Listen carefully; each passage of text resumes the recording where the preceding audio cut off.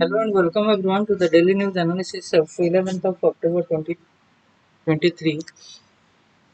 तो आज के इम्पोर्टेंट आर्टिकल जितने हैं हिंदू न्यूज़पेपर से चलिए देख लेते हैं पहले वन बाय वन। पहला जो है net direct tax collection up 21.8% to 9.57 lakh crore. Then next है women want change society needs change. The impact of Claudia Golding's work. Then India sorry India Italy signed defense agreement. Then fast test flight of Gaganyaan mission scheduled on October 21. Then what is Hamas? The Palestinian militant group. Then IMF raises India's financial year 24 GDP growth forecast to 6.3%. Then state-owned NBFC put under PCA norms. Something changed about cyclone formation in 1990s, says study। ये science का page है। चलिए देखते रहते हैं detail में। पहला जो है net direct tax collection up to 21.8% to 9.57 lakh crore rupees. India's net direct tax collection grew 21.8% to 9.57 lakh crore rupees by October 9, surpassing over half of the budget's estimates for this year, with personal income tax revenues rising 32.5% and corporate taxes increasing 12.4%, while tax refunds amounts amounting to 1.5 lakh crore rupees have been remitted to taxpayers so far. Some refunds are being withheld on basis of pending tax demands from the past. The taxpayers are being given a chance to address. Moreover, challenges with validating bank accounts of about 35 lakh taxpayers who may have provided incorrect bank branch codes are also posing a hurdle. Central Board of Direct Taxes Chairperson Nitin Gupta told The Hindu, for refunds of up to 5,000 rupees, the Income Tax Department is not restricting payouts. However, over that threshold, taxpayers are being informed if there are any outstanding tax dues. Legacy cases on tax demands, in some cases being raised from as far back as 2010-11, the CBDT chairperson indicated these could be legacy cases from the time around 2011 when the IT department switched from using registers to an online system for recording assessment orders. The pending demands could be due to the technology shift, or there could be an error on the part of our officer to not update the demands. So in any case, we are asking the taxpayer to respond to our query. If they agree with the demands, it needs to be adjusted against the refunds. If the taxpayer contests it, saying I had already paid or it has been reduced or rectified, then something more has to be done to update our system based on the data the taxpayers provides. This is the reason, this is the reason refunds are held up in some cases, Mr. Gupta said. As on September 23, the number of income tax returns filed stood at 97.09 crore and refunds made in 2.75 crore cases. By October 9, the total return filed had risen to 7.27 crore and 7.15 crore returns were verified last year. 7.5 crore tax returns were filed. The direct tax kitty so far minus the refund accounts for 52.5% of the budget estimates for the year. Gross collections stood at 11.07 lakh crore rupees, almost 18% higher than the same time last year, with corporate tax collection up to 7.3% and personal income tax revenues increasing 29.5%. Combined with revenues from the securities transaction tax, the PIT kitty had grown 29.1% at the gross revenues level and 31.85% in the net revenues. The next, women want change. Society needs change. The 17th edition of the Global Gender Gap Report of the World Economic Forum, published on June 2023, based on the data from 146 countries, has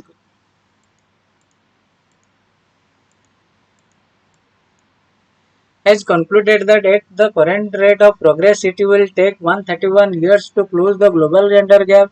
It is 149 years in the populous South Asian countries, including India. Reservation is the most effective form of affirmative action, and equity is the first step to equality. That is, that it leads to inefficiency or incompetency is simply making excuses for not rendering tightly guarded spaces to outstud classes. I strongly contend that women are not inferior to men. Incompetencies, even if they arise, are short term and are removed soon after opportunity for skill building is made available. A very astute person once asked me whether we want women.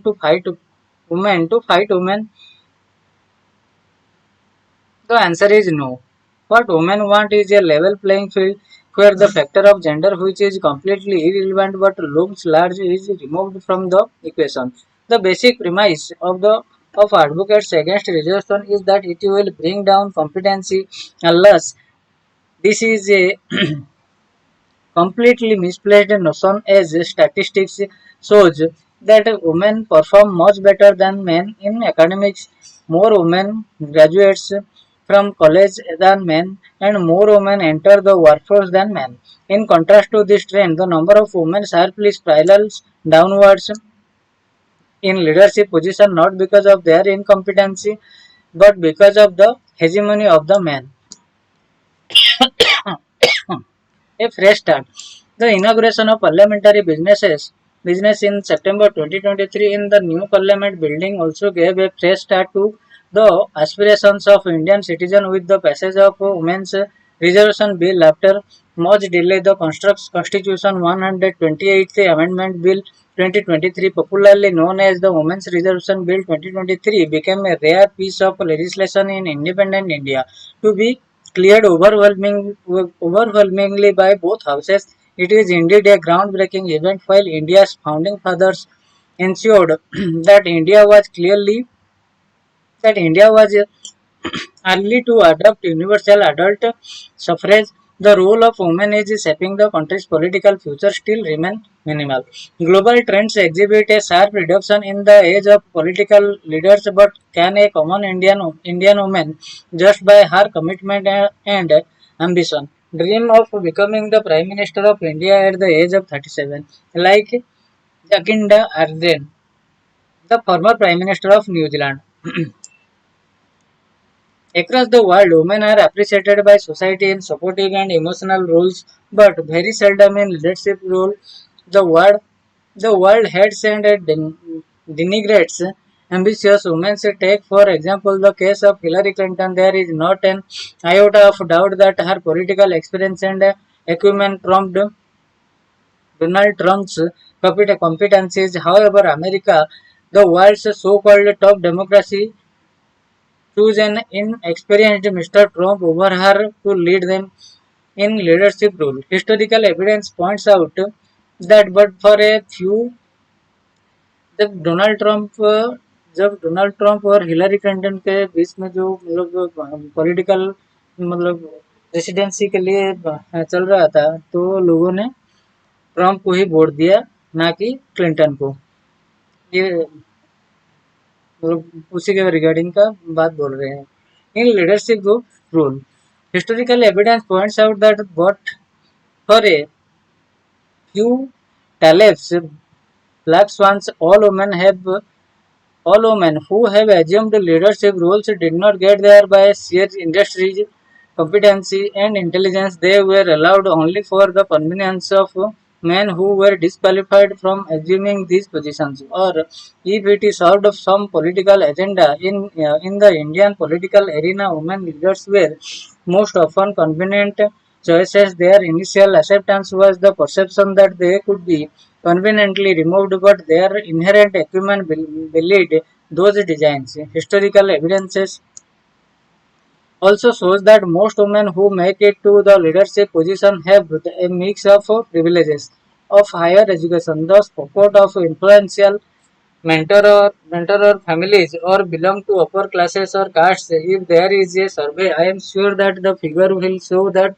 the percentage of women legislators who have had university and higher education is almost 10% versus such a percentage of male legislators. Despite these privileges, women also take longer and longer to assume leadership position. Even Indira Gandhi, who had the highest elitist advantage and was politically active from an early age, was not hailed as the Prime Minister on Jawaharlal Nehru's death in 1964 and had to wait till Shastri's death in 1966 to assume the prime ministerial role.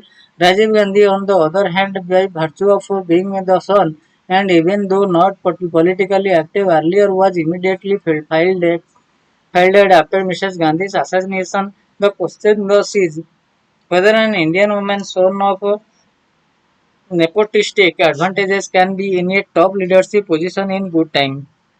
The deepest cut is that the handful of privileged women who assume leadership are not supportive to or empathetic to the aspiration of those women who do not even have to access to basic needs such as nutrition, education, and financial independence. They reel under the misconception that they have become leaders by virtue of their own efforts and sacrifices, ignoring the personal advantages they possess. The archives bear testimony to this attitude during the Roundtable Conference held in the 1930s in London. A letter was written on November 16, 1931 by Sarojini Naidu and Belgium and Begum Jahana, Jahanara Shahnawaz, presenting a joint manifesto by the All India Women Conference, the Indian Association and Central Committee of National Council of Women in India. They demanded neither discriminatory nor favorable treatment on the basis of gender in legislative representation, thereby rejecting reservation. Incidentally, Sarojini Naidu had the advantage of being educated at the King's College London and Cambridge with scholarship from the Nizam of Hyderabad. Begum Jahanara Shahna was a Muslim League member. On the other hand, advocated along with Radhabai Subarayan a minuscule 5% reservation for women, while Begum Jahanara Shahnawaz studied at Queen Mary's College, Lahore. Radhabai Subarayan had the privilege of attending Somerville College, Oxford, but both the women were from elite backgrounds, affluent families, and upper classes. Regressive views are a hurdle. Thus, the biggest block is the regressive views on gender equality held by men and women. This has been seen even in otherwise progressive men, as seen when Rajagopalachari opposed Radhabai Subrayan's choice to fight from a general seat. Mulayam Singh's accusation in Parliament in 2010 that the previous avatar of the Women's Reservation Bill would only champion the cause of educated urban and elite women failed to recognize that the core objective of the bill was to create space for women who did not have the good fortune of belonging to privileged and elite classes. A report in the leading Delhi said that political analysts felt, and rightly so, that the stand of Mulayam Singh and Lalu Prasad Yadav did not stem from their concern for women, but because it would reduce the space for men who dominate election in our patriarchal society. Why do women have to wait so long to close the gender gap? The present bill is the first step towards actualization. Gender parity only wishes that its implementation would be based on a readjustment of seats on the basis of 1991 census, as it is done in the case of scheduled caste seats by the delimitation commissions, rather than waiting for the delimitation exercise pegged on the next census. Whenever it is held, it is time to quickly set right historical wrongs. Women want change, society needs change, and there is no reason why it should be late.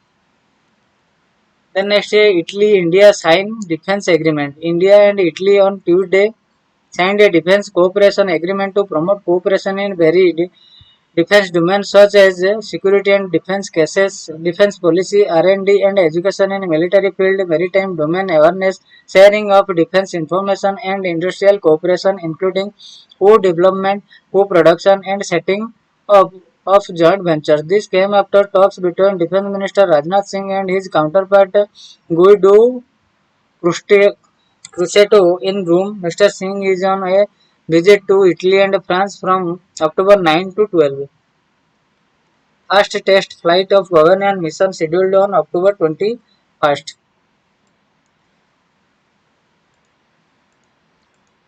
The Indian Space Research Organisation (ISRO) will execute the first of multiple test flights ahead of Gaganyaan mission, India's first manned mission to space on the October 21. Jitendra Singh, Minister of State for Space Science and Technology, said on Tuesday. The test will be conducted at the Satish Dhawan Space Center in Sriharikota and is intended to test the crew module or the part of vehicle where the Indian astronauts will be housed.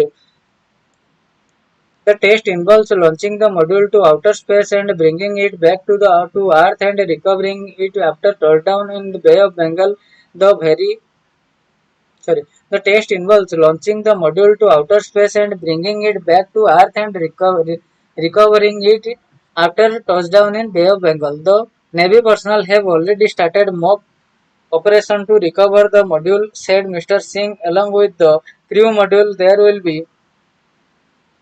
will also be a crew escape system if the spacecraft will while ascending into space faces a problem. This escape system is expected to separate and bring the crew safely back to sea from where they will be picked by the Navy personnel. If the first of this test called test vehicle abort mission TVD1, the module will be identical to the one deployed to space, except that it will be unpressurized crew escape system. The TV-D1 test vehicle is a single-stage liquid fueled rocket developed for this abort mission. The payload consists of the crew module and crew escape system and will simulate the abort condition during the ascent trajectory corresponding to a Mach number of 1.2. Mach is 330 meters per second, or the speed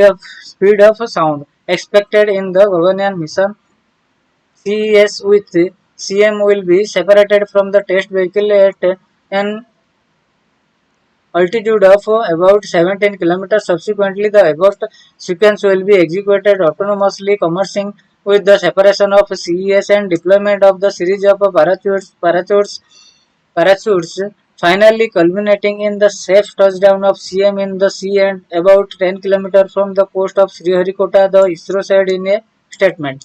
The success of this test will set the stage for the first unmanned Gaganyaan mission, with ultimately manned mission to outer space in the low Earth orbit, said Mr. Singh. Before the ultimate manned Gaganyaan mission, there will be a test flight next year, which will carry Bhumitra, the female robot astronaut, he added.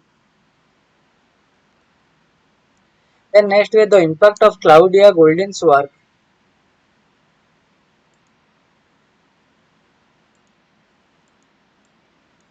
On Monday, the Royal Swedish Academy of Science announced that the Sveriges Risky Bank Prize in Economic Sciences for 2023 was being awarded to the Harvard University professor Claudia Goldin for having advanced our understanding of women's labor market outcomes. Her work, it is said, is the first comprehensive account of women's earning and labor market participation through the centuries. Professor Claudia Goldin is only the third woman to have won the prize for economics and the first to do it solo.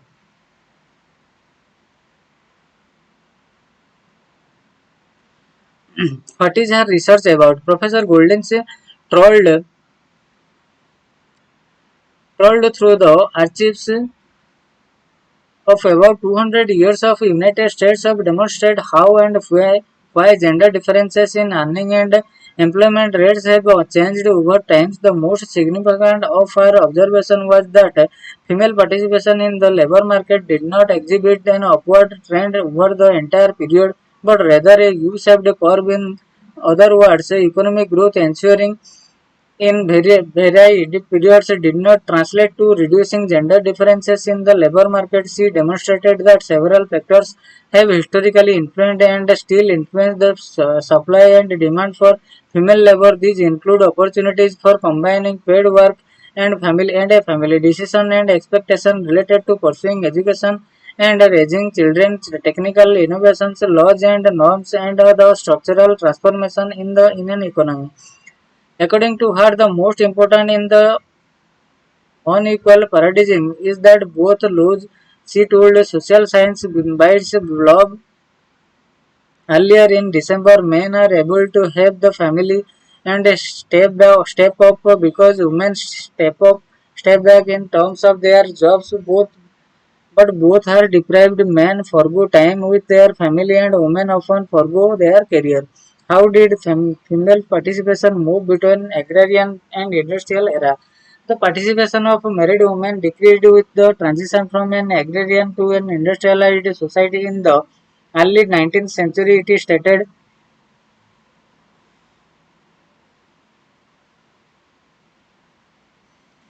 the first Professor Goldin's observation was about how female participation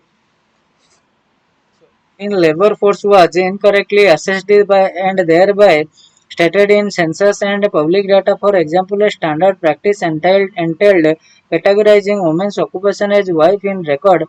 This was incorrect because the identification did not account for activities other than domestic labor such as working alongside husbands in farm or family businesses in cottage industry or production setup at homes such as with textiles or dairy goods. According to Professor Golden, correcting the data about female participation established that the proportion of women in the labor force was considerably greater at the end of 1890s than was shown in the official statistics. They enumerate that the employment rate for married women was three times greater than the registered census. He also observed that prior to the advent of industrialization in the 19th century, women were more likely to participate in the labor force. This was because industrialization had made it harder for married women to work from home since they would not be able to balance the demands of their family. Even though her research held that unmarried women were employed in manufacturing during the industrial era, the overall female force had declined. These two factors combined form the basis of the claim that there is no historical consistency between female engagement in the overall labor force and economic growth, what made the curve move towards upwards. The beginning of the 20th century marked the upward trajectory for female participation in the labor force. According to Professor Goldin, technology progress, the growth of the service sector and increased levels of education brought an increasing demand for more labor. However, social stigma, legislation, and other institutional barriers limited their influence.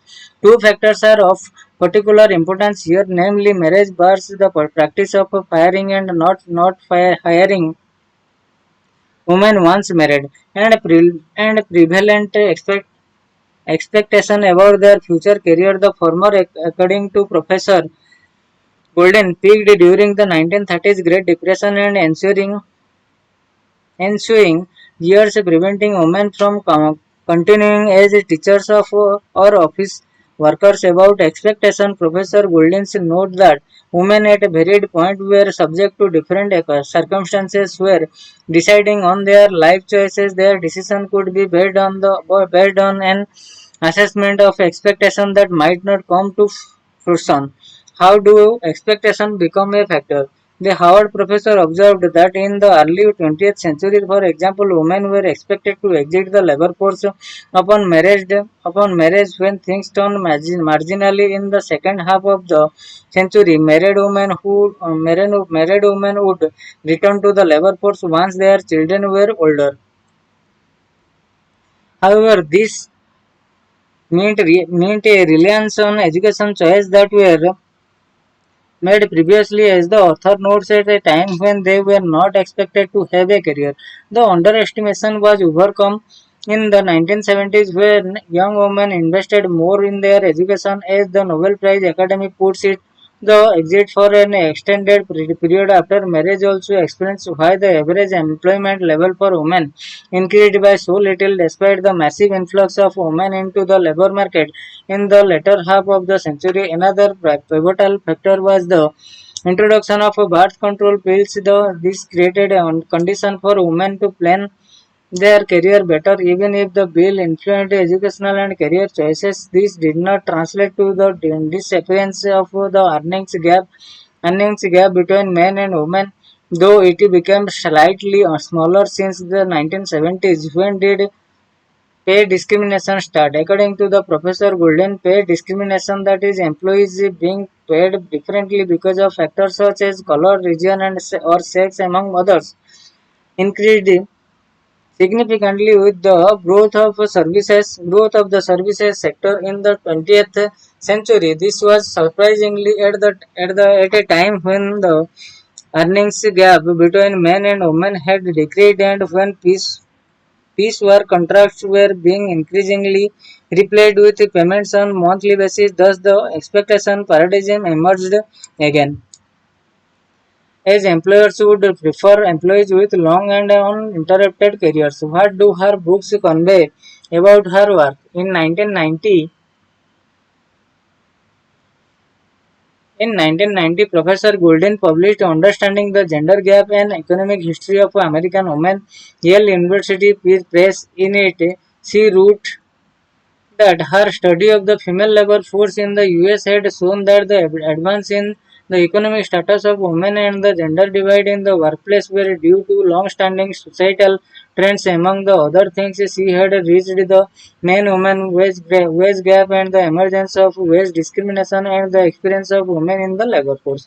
In 2018, she published The Race Between Education and Technology, Howard University Press, co-written with Lawrence Kaj, in which they studied how the fact that America had become the richest nation at the dawn of the 20th century impacted women. They drew a connection between the American century and the human capital century, pointing at the role of education in economic growth and individual productivity. But they also found that the benefits of economic growth were not necessarily evenly distributed by the 1970s rising inequality, lagging productivity for a prolonged period, and a rather non-stellar education report card led many to question the qualities that once made America stand out. The slowdown in the growth of educational attainment, they write, has been most extreme and disturbing for those at the bottom of the income distribution, particularly for racial and ethnic minorities. Their research showed that in the first half of the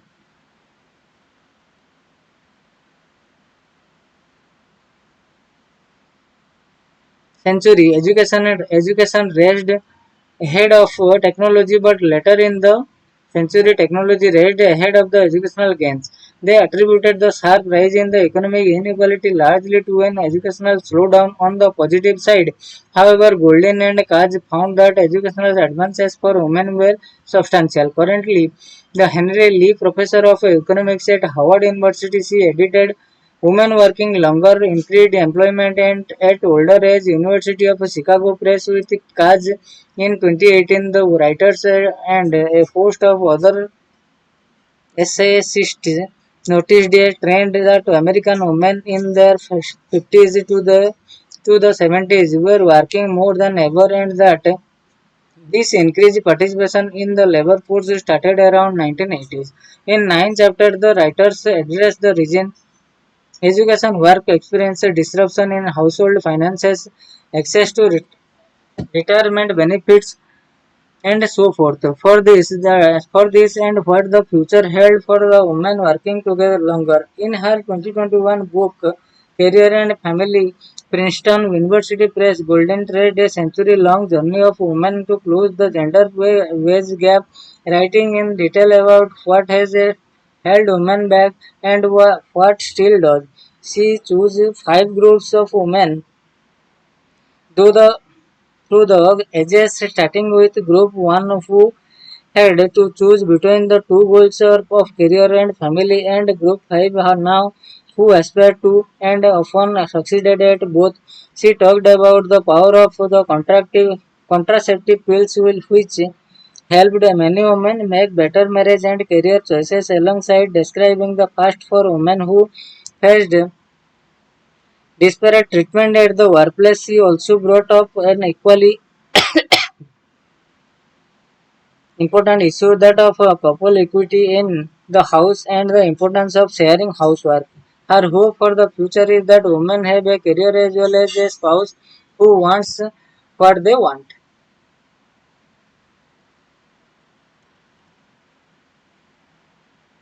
The next, what is Hamas, the Palestinian militant group?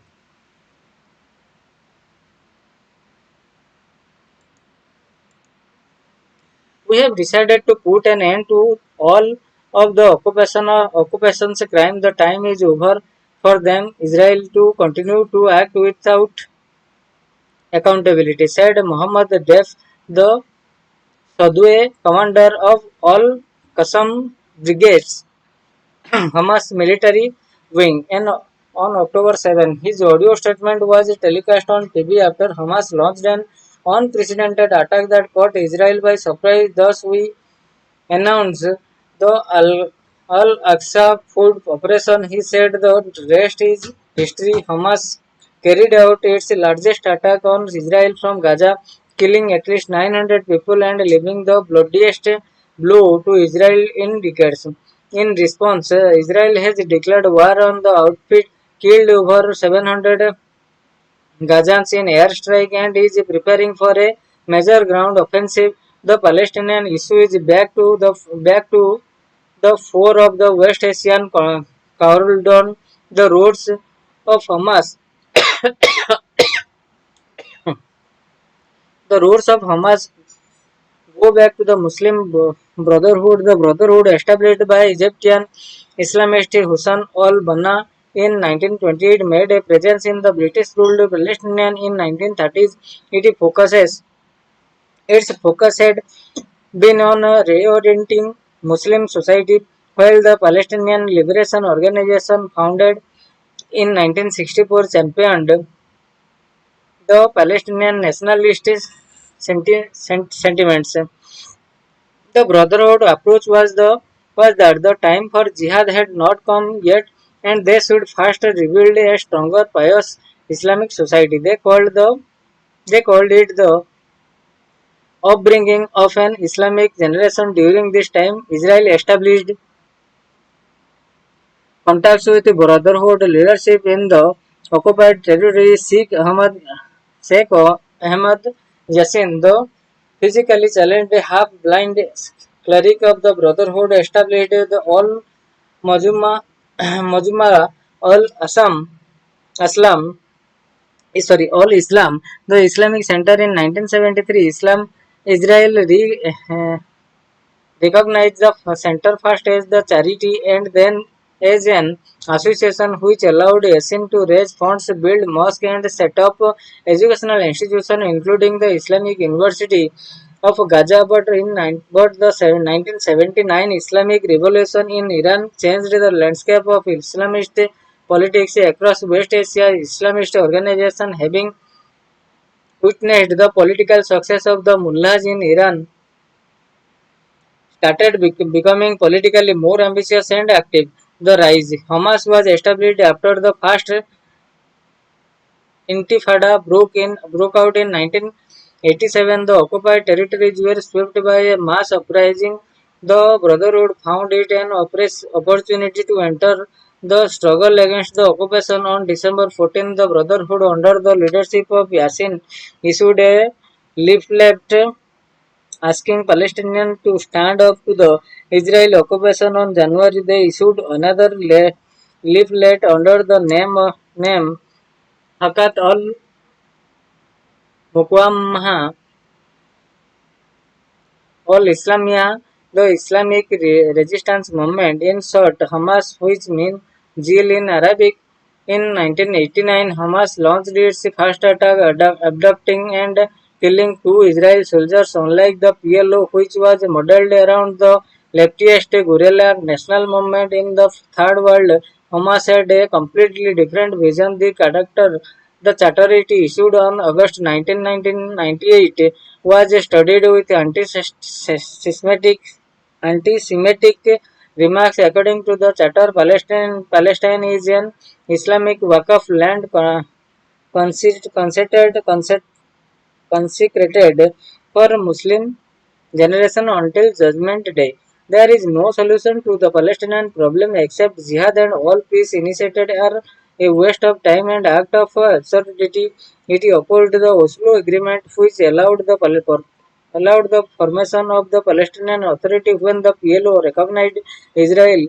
Hamas rejected the two-state solution and vowed to liberate the whole of Palestine from the Jordan River to the Mediterranean Sea. The evolution in the 1990s and early 2000, Hamas conducted several suicide attacks targeting Israel. In 2000, when the second Intifada broke out, Hamas was in the driving seat. Israel had taken a policy of targeted assassination. In March 2004, Israel killed Sheikh Yassin with a helicopter-fired missile in Gaza City. Abdel Aziz and al-Ranist, Yassin's successor, who was killed in April 2004. Khaled Mesal, another top leader, survived an attempt on his life by Mossad in Jordan. Hamas continued to remain defiant, targeting Israeli troops and settlers. In 2005, faced with Hamas' violent resistance, Israel unilaterally decided to pull out of Gaza. Hamas' violent tactics and Israel's collective punishment of Palestinians in return seemed to have helped the Islamists gain popularity. In the 2006 legislative election in the Palestinian territory, Hamas won 74 out of 132 seats, while the Fatah Party, the PLO's backbone, got only 45 seats. In its election manifesto, Hamas showed for the first time sign of moderation. It dropped the call for the destruction of Israel, which was mentioned in the 1988 charter, and said its first priority was to change the situation for Palestine. Hamas formed the government but faced opposition from the Israeli and most international powers as tensions rose between Fatah and Hamas in the West Bank. Palestinian President Mahmoud Abbas dissolved the Hamas government. This led to violent clashes between Fatah and Hamas.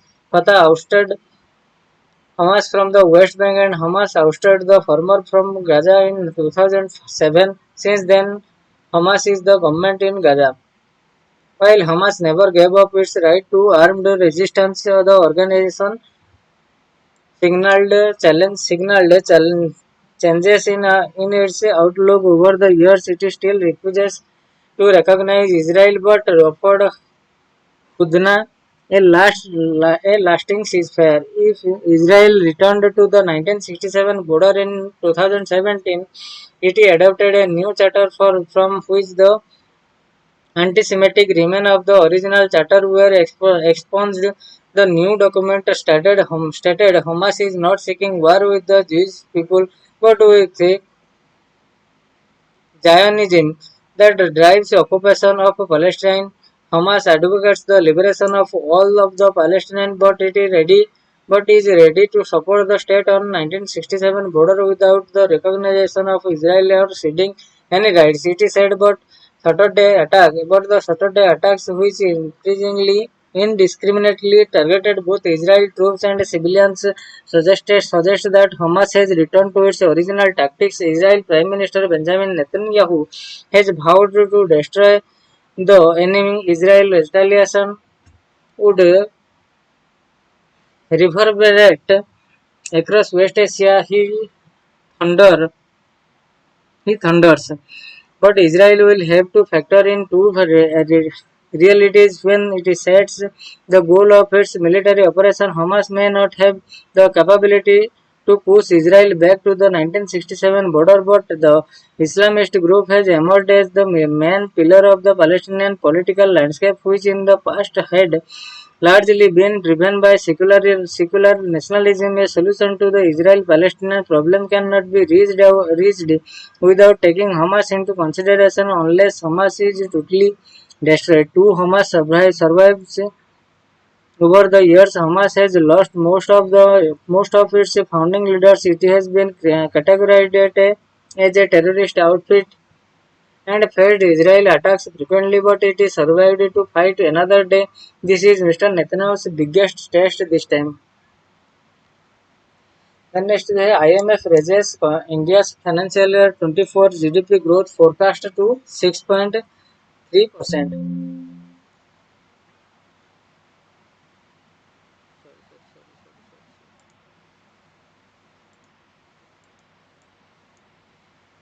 The International Monetary Fund on Tuesday raised India's economic growth forecast for the current fiscal year to 6.3% from 6.1% earlier. The IMF expects retail inflation in the South Asian nations to quicken to 5.5% in the 2023-24 before easing to 4.6% in 24-25.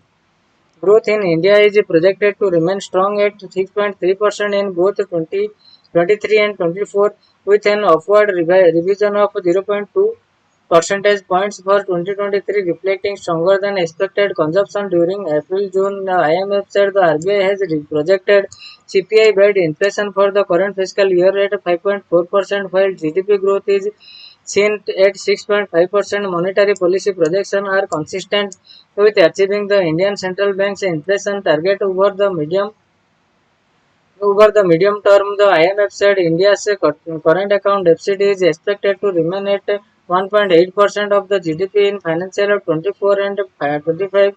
The global lender added the fund cut its growth forecast for China and the euro area and said overall global growth remained low and uneven despite what it called the remarkable strength of the US economy.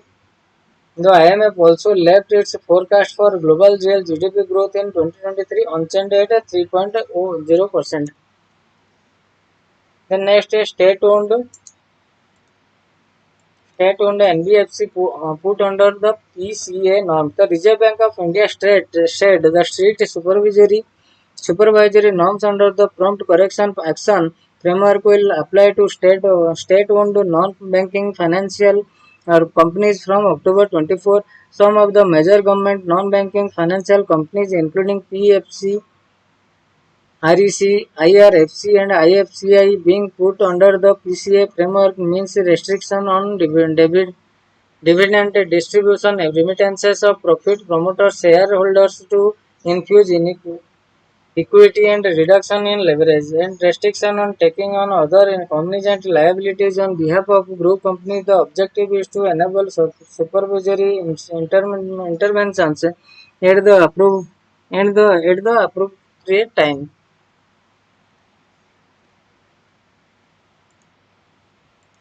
India's space tech industry has a downstream potential.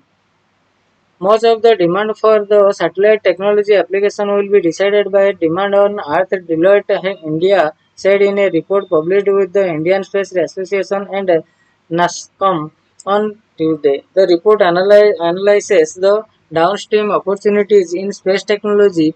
Downstream is a reference to service like communication, earth imaging, and navigation that satellites enables. It is no longer just technical challenges that will decide the trajectory of satellite enabled services by the private sector. Constellations of the satellites are already orbiting the earth, blanketing the planet with internet coverage in places the terrestrial network have not even reached. Instead, Deloitte says companies will be driven by the people demanding and willing to pay for satellite services like remote education for seafaring or due to government mandates. Despite the rapid revolution of satellite technology in recent years, potential opportunity do not show tremendous headroom in India owing to its small share in the global space tech market. Satellite internet for remote areas by far the most talked about applications in recent years represents a market value of $263 million in the next 5 years as per the report. Other applications like ecological monitoring, surveying, and logistic tracking rarely exceed $1 billion in the market from is notably a much older technology. GTH satellite TV has a market potential of $12.69 billion. Deloitte estimated in its report.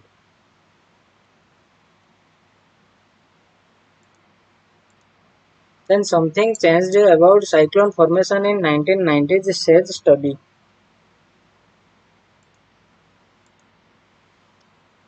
Numerous studies have reported a trends in various climate variables over the Indian subcontinent. A decreasing trend in the amount of monsoon rainfall for more than 6 decades is one. Others include intensifying trends in the occurrence of external rainfall events, drought, heat waves, and cyclones. The period over which these trends have been estimated vary, but global warming has always been involved as the prime suspect.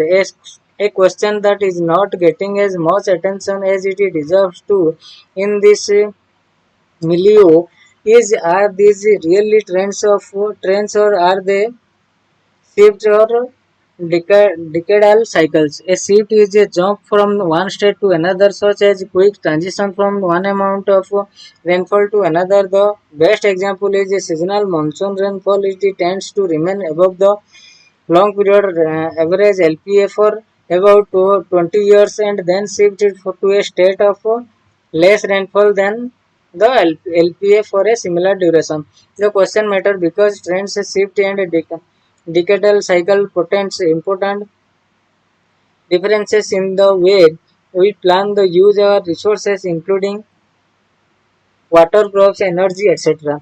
Scientists glossary of change. A common term used by climate scientists these days is anthropogenic genetic trend. Trend, of course, implies that there are climate variables moving in one direction, like the continuous increase in temperature. The anthropogenic suffix presumes that these trends are occurring within human lifetimes. As such, the duration over which a variable needs to evolve for its behavior to be called a trend is not always clear. Climate scientists also use the term secular trend, which is to say that a variable has been increasing for a certain period within a longer span, such as for 30 years in a 100-year period. Then there is a decadal variability, a common term that is not entirely distinct from a shift. Decadal variability refers to an oscillation from a positive to negative phase on the other order of tens of years. On the other hand, a shift can mean an irreversible jump or just a rapid transition that will later return to a prior and older state. On the whole, without observing a particular variable for sufficiently long period of time, climate scientists tend to be less than rigorous about their choice of descriptor to describe the variable's observed behavior. In this context, it is critical to understand whether the cyclones are becoming common or it is more intense. If they are a part of a decadal oscillation, or if their numbers have jumped to a new state, a rapid increase decadal oscillation of their, or if their numbers have jumped to a new state.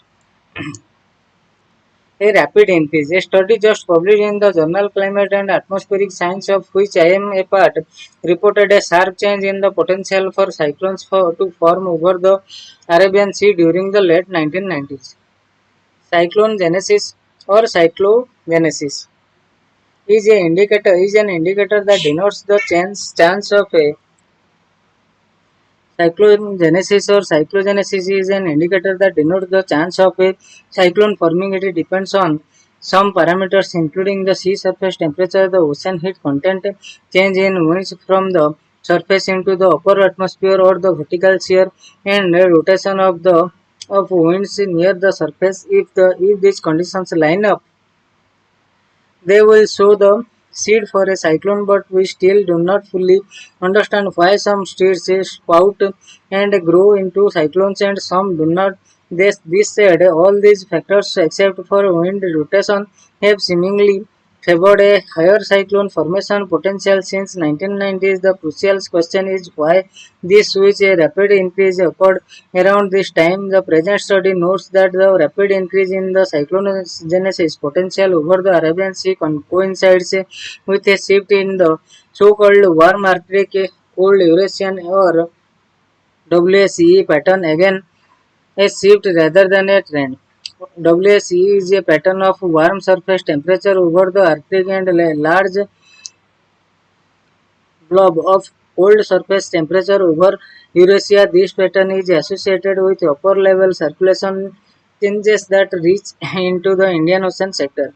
Global warming also experienced a slowdown around the same time, although this continues to be debated. More interestingly, scientists have argued that a so-called regime shift occurred in the same period as well. Such shifts are not unheard of. A similar event was noted in the mid 1970s. A new why.